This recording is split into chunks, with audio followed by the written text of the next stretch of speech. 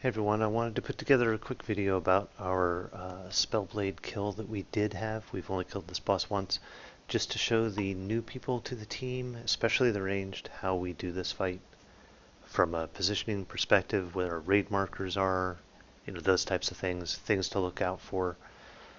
And let me just start this by saying the start of this fight, we do the frost phase completely wrong, and I'll go into detail a little bit about it, and I'm not going to cover it a lot. I'll mention what the problem is. The second time we do frost phase, it's much better, so watch that part of the video for kind of details on how we should do this. So I'm just kind of gonna kind of gloss over this. If you really pay attention, you can kind of see what happens here. Well, I'll cover what happens, but I'm not going to go into the details of how it causes everything to go wonky. But uh, you'll see. So we lost on pull. Melee at the bottom of the steps. Tank is up here towards the top of the steps with the boss with his back up against the wall. Volk, this is going to be juicy at the start. Volk is going to be dragging the spinning ad up this hallway, and he'll be coming down these stairs. If he comes through this area, which he may, because he may target someone over here, melee, you just need to move. You cannot get knocked back into this group of people because it will cause problems. It doesn't cause a problem here, but it can. And the first Mark of Frost debuffs should go to the right, and the second will go to the left. And there's the first one-liner in Yahtzee. This looks good up to this point. I will cover that the first set comes out to the right, and they collide at 4 stacks immediately. When they hit 4 stacks, they should collide, and that'll go to these people, then they go to 10, then they collide, and then it goes back to these people, and they collide at 10. It goes back and forth, back and forth, back and forth. So the first side, you get the debuffs, you stand in front if you have the debuffs. The left side, if you get the debuffs, you stand in back. And you collide at 2 stacks right off the bat. So that's how it should happen. That's how it's going to happen after we get through one set of these phases, but that's not what happens here. Because you can see these frostbitten stacks, they should collide at 4 stacks, and there's 4 stacks, one-liner and Yahtzee. They wait to collide at 5 stacks, they collide, and that causes a problem. I'm not going to cover it because as long as we collide at 4 stacks, it shouldn't cause a problem. But Avocado ends up getting this debuff. He's a melee player. He's coming out here to collide. I'm amazed that we actually pull this off and get this covered, but we do. These are the puddles that are going to be spawning the ads, the frost ads. And now we've got it straightened out pretty well. And again, I'm not really going to cover it. Ads come out. They should go into the boss pretty quickly, and we need to nuke them down hard. Collide at 10 stacks, like Vertex and I did, and Diaco and Resurgence got it now. And when they get 10 stacks, they should collide. And you can see here, I mean, we're doing this well now. The 4 people that have the debuff are all in front at this point, and we're in 2 square groups. The ranged, we didn't have many ranged back then. We only have 1 ranged person. I don't even know who that is. But ranged and healers can be in the middle of the room as long as we have these 4 people, and these 4 people in this square formation. We're good. That's the worst part of this fight from a positioning perspective. Oh, that's not even a person. That's just a demon. Oh no, that's somebody. It looks like I don't know who that is. Anyway, so I get. Oh shit! I didn't mean to do that. Let me fast forward. Fast forward. Preparing to fast forward. Oh no, too far. Too far. Oh, too far. Okay, yeah. Here's where it was. You can see I get Searing Brand. So Searing Brand targets 1 person, and So this is the fire phase. We started the fire phase, and it overlaps with the frost phase for a bit, and it makes it tough. And you can see I get the charge. No one else should be getting hit by this charge. You see the red line. It's really unavoidable though. This guy's going to be jumping around, and you can't stand in that unless you're a tank like Juicy. And you, while this crap is going on, you still need to maintain these 10 stacks and these 10 stacks and not colliding early and colliding at 10 stacks. And here is the replication of the fire. So you can see all these little lines. All these people are going to be getting charged here in a second. And we do a pretty good job of spreading out right before that. So there's 1, 2, 3, 4, 5. 5 people got charged, and they spread out pretty well for it. So now there's 6 people that have the debuff. And we collided at 10 stacks, and it went on to, well, yeah. I think we got it transferred fine. And now detonate for the fire phase comes out, and this is pretty important. These are the 6 raid markers that we have for detonate, and whatever mark you have above you is the mark that you should stand on. So it's hard for me to tell. There's a diamond right there. It's hard to tell through my chat window, but I am marked with a diamond. And as soon as I can see it, there I see it, here's diamond. So that's where I should stack. And you can see Omoy is back here. Whoever got square is over here. Whoever's got triangle is as close to triangle as they can be without being on triangle. You know, we nailed this. So, and there's the 6 puddles for the 6 ads that are going to spawn. They can't be on top of each other because they empower, and it just causes all sorts of problems. So once the ads spawn, you can just kind of spread out, wait for them, and we DPS them down. We have assigned people for these, but we don't really follow it that well. If that's a problem, we may, but generally we just need to get these down quickly and not let any casts off interrupt them, stun them, and get them down. And after this, the arcane phase starts.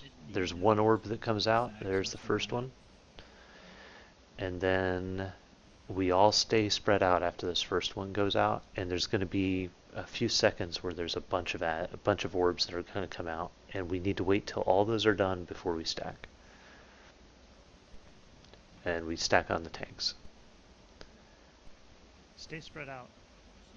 That's me telling everyone to stay spread out. As early as we have been. Now we can stack. All right, we come on in, and I just a shout out to Frank. This is Frank here. This is Vegas's statue, and he's tanking this boss, this ad like a boss. And this is what makes this phase so much easier for us than most guilds, because we have a monk tank, and this completely negates an ability that hits really hard. So that's awesome. So once all the arcane orbs stack, once all they come out, we stack. We literally stack on the tank. And in a second, when detonates start going out, we walk backwards. And I mean walk. Well, I don't mean walk. I just mean move backwards. Backpedal. So as soon as you see this, we were going to start backpedaling, and no one can go. No one can jump out. You can't have any disengages. We need to all stay together and just walk backwards, because these arcane orbs are targeting people. So if we have somebody standing like out here, they could get targeted with an orb, and it's going to land on the raid and kill everybody. So we need to stay stacked up for this. Yep. And we all, you can see, just walk backwards. We form a bit of a U. Make a U to the right. And then we stack up in a spirit link. There it is. And then we're going to AoE down these orbs.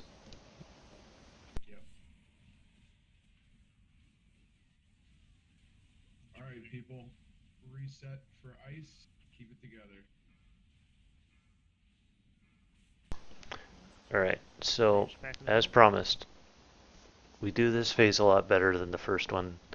And this is exactly what we should do at the start of the fight. All the ranged is in the middle of the room towards the back.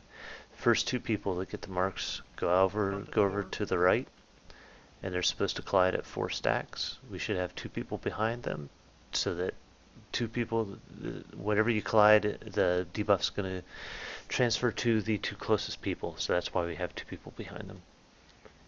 So you can see 1, 2, 3, 4, boom.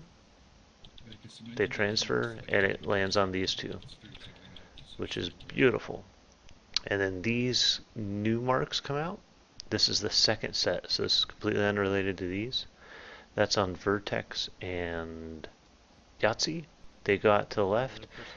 And as I said before, so the people on the right, when you get the debuff, you need to stand in front. If you get the second set of debuffs, if you're the people that get originally targeted, you stand behind. So me and Mapu, I think, is next to me, and we're in perfect position. These 2 collided at 2 stacks, which was perfect. Transferred to Mapu and I. The big thing here is that Mapu and I need to move over here.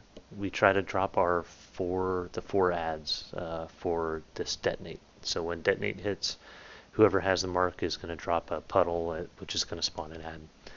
And so we move over. We try to have these in a pretty nice square over here. I think we pull it off pretty well. Detonates? 2 of us do. 3 of us do. Yeah, and don't pay attention to the other side of the room, because that was we have a melee on that has it, and that's I think that might be because one liner died, but anyway, this side was perfect. We dropped our detonates, and as we're coming back, we can't collide with each other either. That's really important because we still have this debuff, and I have 7 stacks at this point, and we need to collide at 10. So 8, 9, 10, we collide, and it goes back to Yahtzee and Vertex. So this side, this is what we need to be doing for these debuffs constantly. The right side had a couple deaths, and that it just kind of made things wonky, and that's how this fight works. I accidentally pull aggro on these guys because chain lightning. People should know once that thing spawns, if you can get out of it in time, get out of it in time. If you can't, stay inside it. Don't try to get out of it, otherwise you'll get frozen. Luckily I was able to get out in time. Squiz does something to kill this thing, because I say I got an ad on me, and then it disappears. Got you.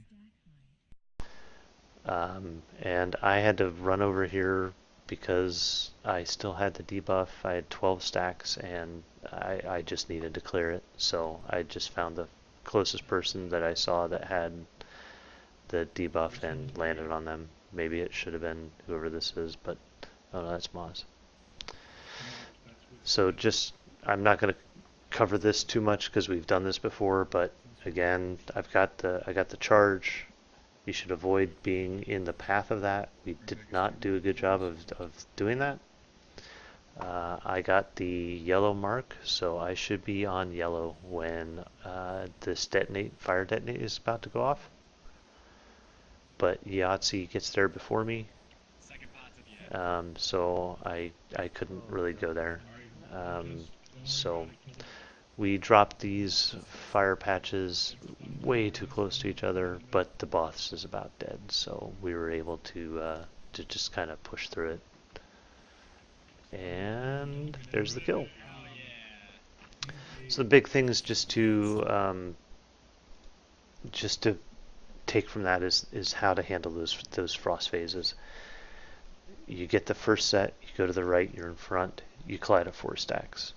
You get the second set, you go to the left, you're in the back, and you collide at 2 stacks. Everything after that is just 10 stacks collide, 10 stacks collide. Make sure you do not collide before 10 stacks and stay alive.